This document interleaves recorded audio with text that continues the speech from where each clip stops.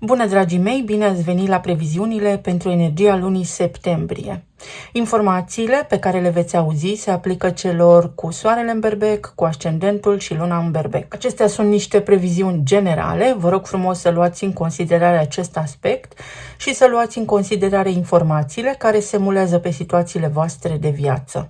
Încep cu partea de tranzite astrologice, urmând ca ulterior să vedem ce ne spune oracolul, ce ne spun cărțile de tarot, dar și talismanele. Luna septembrie este o lună importantă și energia va fi destul de complexă. Fix la început de lună septembrie, Saturn, cel care simbolizează restricții, structură, cel care reprezintă timpul, dar și karma, va retrograda pentru voi dedicat în zona subconștientului pe casa a 12-a, în semnul peștilor. Iar acest aspect implică următoarele lucruri. Mai multă încredere în tine însuți sau însăți, pentru că rulezi niște programe în subconștient care te restricționează. Practic, atunci când nu poți acționa, este pentru că nu ai încredere. Poate aduce provocări pe zona de sănătate în tot ceea ce are legătură cu sistemul limfatic. Așadar, este recomandat să îți miști corpul pe întreg parcursul lunii septembrie pentru a evita stagnarea energiei. Masajul limfatic este bun, mișcarea, exercițiile fizice sunt recomandate.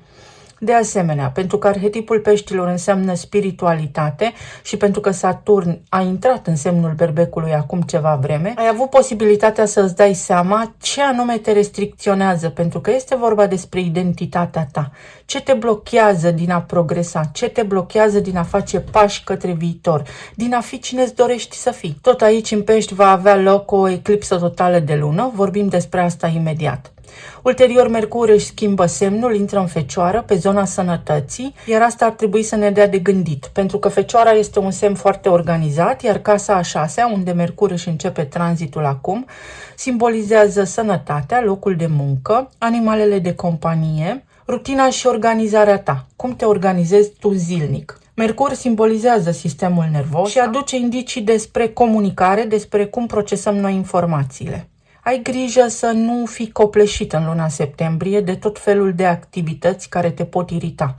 Este recomandat să te odihnești, este recomandat să ai un foarte bun echilibru în toate activitățile tale zilnice, dar să te preocupi și pentru zona de sănătate. Pentru că sănătatea pornește din gândurile tale. Poate fi o lună foarte bună, foarte productivă, foarte eficientă, în care îți poți pune în practică toate planurile, o lună în care să ai mai mult discernământ sau să îți dezvolți mai mult gândirea critică, pentru că este important acest aspect.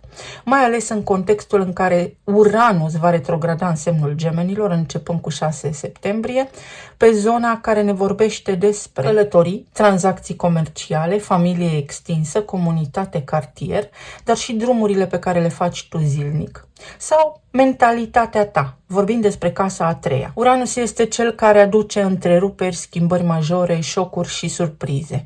Iar acum îți arată în raport cu familia extinsă ce ai de făcut în perioada următoare, tocmai pentru că s-ar putea tu să fi fost neîndreptățit sau să nu-ți găsești locul în neamul tău sau să nu-ți mai găsești locul în cartierul tău. Să ai o dorință, să spunem așa, de schimbare. S-ar putea Uranus să te scoată din casă în perioada următoare în cazul în care ai fost mai retras ca de obicei. Uranus în Gemeni aici, în acest context, te împinge către studii, către informare și către informație.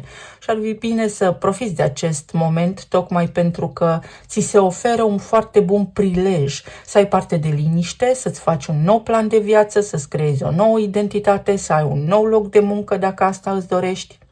La fix o zi după retrogradarea lui Uranus, avem o eclipsă totală de lună în pești pe zona casei a 12-a, despre care vorbeam anterior. Eclipsa de lună are legătură cu noi oamenii, cu oamenii de rând, cu tot ceea ce se poate întâmpla în viața noastră și luminează, practic aici, ceea ce nu funcționează bine. Repet, să aveți grijă la sănătate și să aveți grijă la emoțiile voastre, pentru că gândurile declanșează emoții, iar emoțiile acțiune. Și este nevoie să acționați în perioada ce urmează echilibrat, foarte echilibrat. Îți poate aduce idei care vin din străinătate, îți poate aduce venituri care vin din străinătate sau încheierea socotelilor cu niște planuri, proiecte care vizau străinătatea. Încheierea unei colaborări financiare cu străinătatea în cazul în care beneficiai de așa ceva. Ce este foarte important aici pentru voi, mai ales pentru cei cu ascendent în berbec, pentru că pentru voi se aplică mai bine aceste predispoziții, este următorul aspect. Această lună septembrie pornește resetarea la nivel de mentalitate, dar și la nivel general în această lume. Și este bine să fiți vigilenți, serioși și să lăsați deoparte lucrurile care vă frâng atenția. Luna septembrie vă oferă o direcție clară către spiritualitate și către dezvoltare.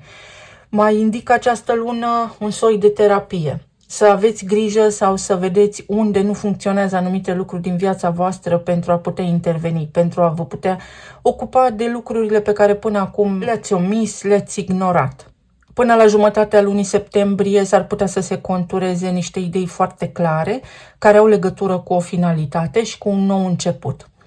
Pentru că ulterior Mercur intră în balanță pe zona casei relațiilor, casa a 7-a, parteneriate de tot felul. Să închei noi colaborări sau să îți trasezi o nouă direcție. Sunt eu în raport cu ceilalți, având în vedere că până acum parcă nu am fost văzut. Simt că am ceva de oferit lumii, dar am fost restricționat. Au existat diverse impedimente care poate sigur că nu au ținut de voința voastră, pe care acum le puteți ridica cu ajutorul prietenilor, cu ajutorul partenerului de viață. Atenția voastră va fi direcționată către zona parteneriatelor, fie că vorbim despre clienți, parteneri de viață sau prieteni foarte buni. Astfel că îți poți regla sistemul nervos, lucrurile vor părea mai calme, mai clare sau vei avea mai mult timp de gândire. Pentru că asta are nevoie berbecul să facă în luna septembrie. Să se gândească la ce vrea să pornească acum. Venus vine în Fecioară și vă sprijină planurile. Am spus că este important să vă faceți planuri, să vă gândiți, să analizați ce vreți să schimbați în viața voastră, pentru că acum pleacă trenul din gară. Ăsta este momentul. Acesta este cel mai bun moment să implementați noi direcții sau să luați niște hotărâri importante pentru viața voastră. Venus este magnetism, este energie feminină și în arhetipul Fecioarei va fi foarte productivă. Pe casa a 6-a, care are legătură, așa cum am spus, cu sănătatea, cu rutina, cu locul de muncă, colegii, cu mentorii, dar și cu animalele de companie. Poate unii dintre voi adoptați un animal de companie sau poate vă gândiți la studii în această zonă de medicină veterinară. Poate pentru alții dintre voi este organizare în rutina voastră, organizare în casă, discuții cu partenerul de viață care acum se implică și el pentru a vă degreva pe voi de anumite sarcini, astfel încât și voi să puteți să vă faceți treburile, pentru că și voi contați în ecuație. Pe data de 21, în contextul în care 21 înseamnă vitejie sau control, avem o eclipsă parțială de soare. Tot aici în Fecioară, pe zona casei a 6-a. Poate fi un nou loc de muncă, pot fi schimbări în rutina voastră, poate fi ceva ce are legătură cu sănătatea voastră, să fie reflectorul pus fix acolo, pentru că aveți nevoie să vă tratați, aveți nevoie să vă îngrijiți mai mult sau aveți nevoie de schimbare de care poate anterior v-ați ferit. Ies la suprafață niște lucruri pe care nu le puteți ignora și indicat este desigur să alocați timp acestor detalii care pot fi mărunte, dar foarte importante, chiar vitale pentru viața voastră. Organizare, structură, studii, program foarte bine stabilit, curățenie, atât la nivel de gânduri, cât și la nivel de emoții, cât și în spațiul în care locuiți sau la locul de muncă. Se clarifică ceva și este tot răul spre bine. Și spre sfârșit de lună, pe 22, soarele se mută în balanță, în același timp în care Marte își începe tranzitul prin Scorpion. Așadar, se activează din nou zona relațiilor și zona care are legătură cu banii partenerului, cu resursele împărțite, cu ceilalți, cu taxele, cu impozitele, creditele, cu intimitatea, cu fricile noastre, dar și cu psihologia. Sau această lună septembrie vă pregătește pentru ceea ce urmează și vă întărește. Sau vă oferă o prefață a unor lucruri pentru care trebuie să vă pregătiți. Să lăsați deoparte lucrurile superficiale. Veniturile partenerului de viață pot crește, că puteți avea parte de intimitate, de erotism, sare și piper în această direcție, sau că puteți începe un plan foarte structurat la nivel financiar de achitare anticipată a unor datorii. Sau poate însemna să începeți să vă faceți economii. Atenție la asigurările medicale, să nu omiteți niște lucruri în acest sens, mai ales pentru că vom avea tranzite și în casa a 6-a care are legătură cu sănătatea, dar și la partea psihologică a vieții, pentru că puteți avea acces la niște informații care să fie o cărămidă în plus, pusă foarte bine pentru viitorul vostru. Sigur că sunt foarte multe tranzite care vor avea loc, foarte multe aspecte care se vor întâmpla pe parcursul acestei luni septembrie. Important este să rețineți un lucru. Cine sunt, cât de sănătos sunt și alături de cine vreau să fiu, pentru că am nevoie de echilibru. Să vedem ce ne spune și oracolul. Vitalitate, longevitate și perseverență. Exact cum spuneam, este vorba despre sănătate, despre vitalitate și despre energie vitală. Aveți nevoie, poate unii dintre voi, de suplimente, aveți nevoie de aer curat, aveți nevoie de mai mult natural în viața voastră sau de oameni autentici. Început și expansiune. Berbecul, da, se pregătește pentru un început, pentru că Saturn, când va ieși din retrogradare, va reintra pe casa întâi, în semnul Berbecului, unde veți avea ocazia să luați niște hotărâri importante sau moment în care veți avea ocazia să luați niște hotărâri importante. Dar până atunci trebuie să știți ce vreți, practic.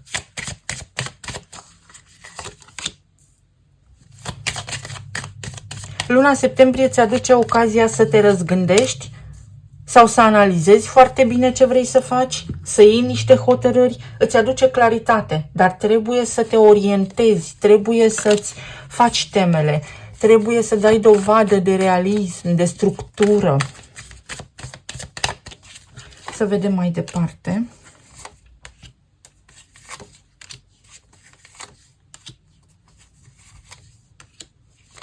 Avem în felul următor: pajul de cupe, 3 de monede, 10 de cupe, regele de bâte, regele de monede, prosperitate, dualitate, început și vitalitate.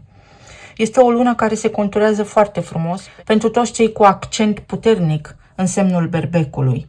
Este o lună în care vi se conturează, vi se arată o prefață pentru o viață mai bună. Este o schimbare radicală de direcție pentru unii dintre voi, în contextul în care acționați în consecință, urmându-vă idealurile, dar ascultând și ce vă spune intuiția voastră.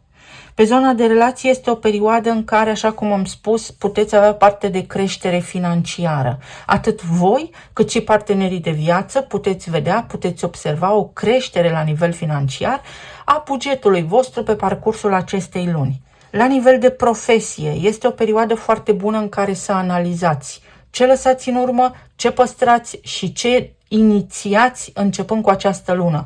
Pentru că poate fi de maximă importanță, pentru că această perioadă vă deschide o nouă ușă.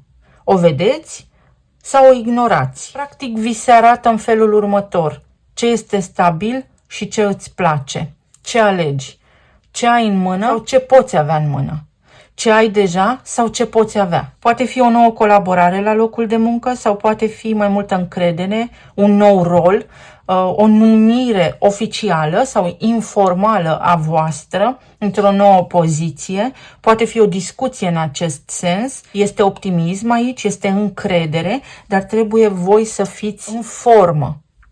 Pentru a putea avea parte de stabilitate, este nevoie de motivație. Iar luna septembrie vă oferă un catalog al tuturor posibilităților pentru ca voi să alegeți noua direcție în care vreți să mergeți. Eclipsele au un sens al predestinării. Se întâmplă lucruri, chiar dacă poate în planul subtil ele se întâmplă și vă puteți folosi de tranzitul lui Marte în Scorpion, să fiți neînfricați, să dați dovadă de curaj, pentru că vă puteți construi o nouă viață ad literam, pe orice palier vă doriți. Cât despre zona de sănătate, energia indică în felul următor: echilibru. Trebuie să te ocupi de asta.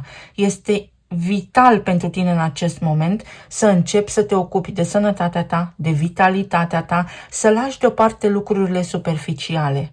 Succes, o nouă titulatură poate fi, studii sau cursuri care pentru tine acum trasează harta către o nouă carieră, discuții care pentru tine acum trasează harta pentru o nouă relație sau pentru un nou nivel din relația pe care deja o ai. Este o lună bună, nu o lăsați să treacă ușor.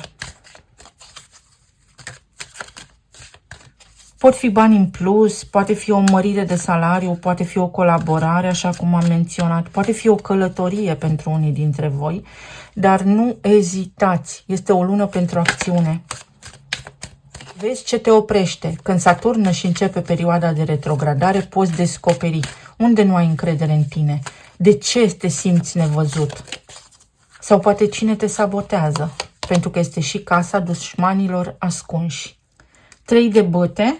Pentru unii dintre voi poate fi următoarea situație. Voi să vă ocupați mai mult de treburile casnice sau să nu aveți posibilitatea să progresați din cauza că partenerii voștri de viață, spre exemplu, au în acest moment un grad mai mare de ocupare în profesia pe care o au, iar voi nu puteți străluci, nu vă puteți mișca. Această lună poate echilibra balanța astfel încât și voi să vă dezvoltați și voi să contați. Poate fi un prilej foarte bun ca într-o călătorie, spre exemplu, pe care o faceți unii dintre voi, să cunoașteți pe cineva în cazul în care sunteți singuri.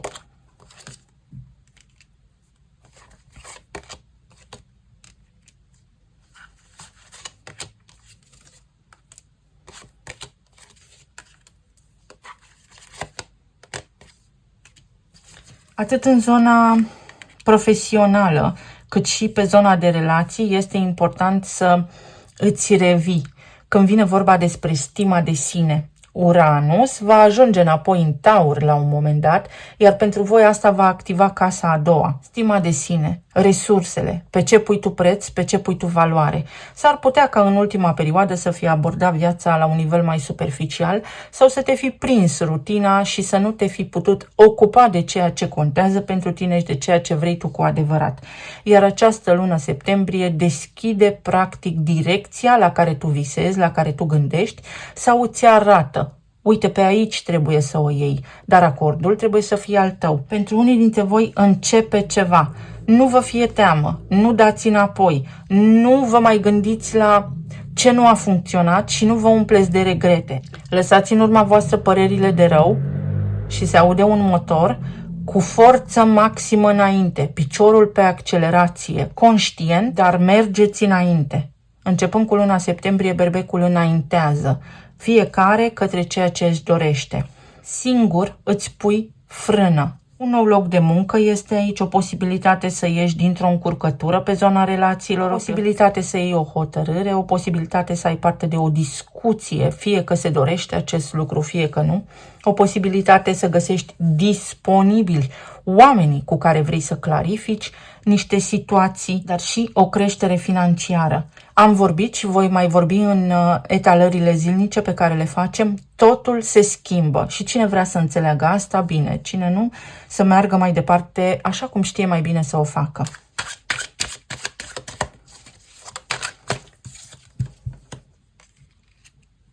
Progres, stabilitate, dar este și mult de muncă. Trebuie să te specializezi pe ceva, trebuie să devii bun, foarte bun, cel mai bun în ceva anume. Să lași în urmă, uite, lucrurile care te fac să te îndoiești de tine sau oamenii de care te îndoiești, care consideri că nu sunt serioși, care consideri că te sabotează, care consideri că te împiedică din a fi cine vrei tu să fii, sau oamenii care încearcă să te tragă pe tine în jos. Nu trebuie să te simți responsabil pentru nimeni și pentru nimic, doar pentru tine. Este și o lună foarte bună pentru a schimba ceva, pentru a începe ceva alături de copiii tăi. Este o lună în care copiii tăi de asemenea vor avea nevoie de tine, începe să se schimbe ceva în rutina voastră, este multă seriozitate, este o lună care cere rigurozitate, seriozitate, disciplină, ordine, dar aceste lucruri te vor ajuta pe tine să-ți creezi obiceiuri noi și să fii din ce în ce mai bun. Iar aici avem copacul, stabilitate, lucruri care acum, dacă sunt făcute bine, dacă pui atenția în direcția potrivită pentru tine, vor crește frumos. Creștere, evoluție, o nouă relație poate fi, ajutor din partea cuiva sau claritate, echilibru în relația pe care deja o ai. O schimbare de loc de muncă este pentru unii dintre voi. Important este să luați hotărâri. Ce păstrez în viața mea și ce las în urma mea. Foarte bună energia, să vedem ce ne spun și talismanele.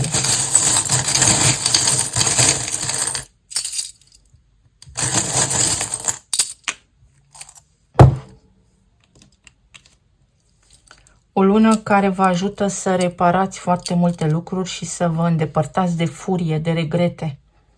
Ce nu a funcționat, lăsat în urmă. O lună în care să fii atent pentru că foarte multe provocări pe care poate unii dintre voi le aveți pe zona de sănătate au legătură cu ficatul. De la ficat pornind, am găsit inclusiv o conexiune foarte puternică între ficat și ochi. Ai răbdare, am doar 9 ani. Poate fi un ciclu de 9 ani care se încheie.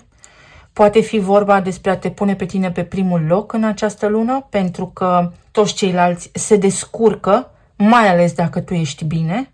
Poate fi vorba despre ceva legat de performanță când vine vorba despre copiii tăi, ei să rezolve niște lucruri, sau poate fi vorba despre vindecare, despre apariția unor senzații, despre crearea unui context care are legătură cu copilăria ta, tocmai pentru că trebuie să îndepărtezi acel strat, acea foiță de ceapă de acolo.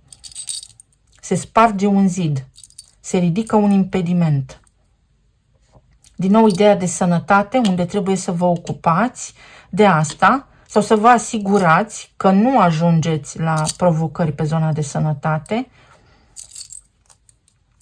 Pe zona de relații, lucrurile se lămuresc, se calmează. Este o lună în care relațiile pot fi foarte armonioase, cel puțin să nu aveți stres din această direcție. Pentru alții dintre voi poate fi clarificare în zona de relații. Să înțelegeți niște lucruri și să le clasați odată și pentru totdeauna. Să nu repetați același lucruri, să nu aveți aceleași discuții. O lună care vă oferă posibilitatea să deveniți înțelepți sau vă lasă în pace, dar lucrurile nu se schimbă în favoarea voastră. Alegerea vă aparține, este nevoie de discernământ, de gândire critică.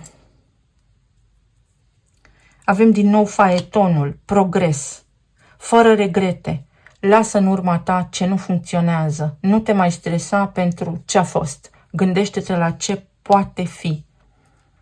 Studii noi pentru unii dintre voi, analize medicale, poate fi pentru alții dintre voi, sau un dosar, un nou loc de muncă, analize care se cer obligatoriu pentru un nou loc de muncă.